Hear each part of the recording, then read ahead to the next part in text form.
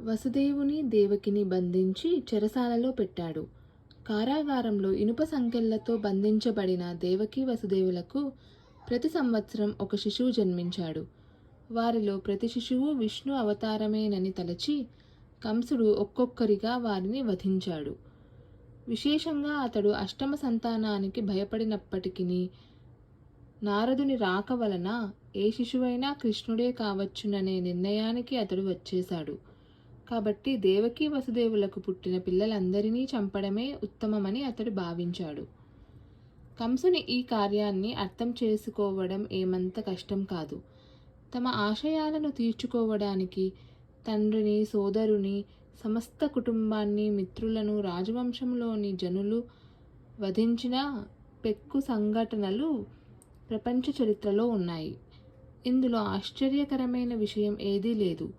ఎందుకంటే ఆసురీ ప్రవృత్తి, అత్యాశ కలిగిన రాజవంశీయులు తమ ఘోరమైన ఆశయాల కొరకు ఎవరినైనా వధిస్తారు.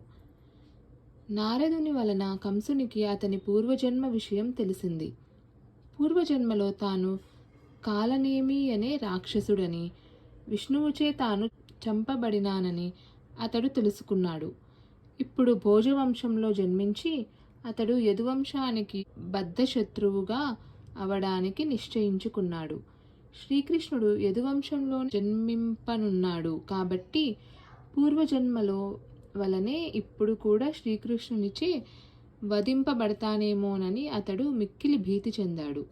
మొట్టమొదట అతడు యదుభోజ అంధక వంశాలలో ప్రధానుడైనట్టి తన తండ్రి ఉగ్రసేనుని చెరసాలలో పెట్టాడు. వసుదేవుని తండ్రి అయిన శూరసేనుని రాజ్యాన్ని కూడా ఆక్రమించి ఆ ప్రాంతాలన్నింటికీ తానే రాజునని అతడు ప్రకటించుకున్నాడు. శ్రీకృష్ణావతరణము అను దశమ స్కంధములోని మొదటి అధ్యాయమునకు భక్తి వేదాంత భాష్యము సమాప్తము.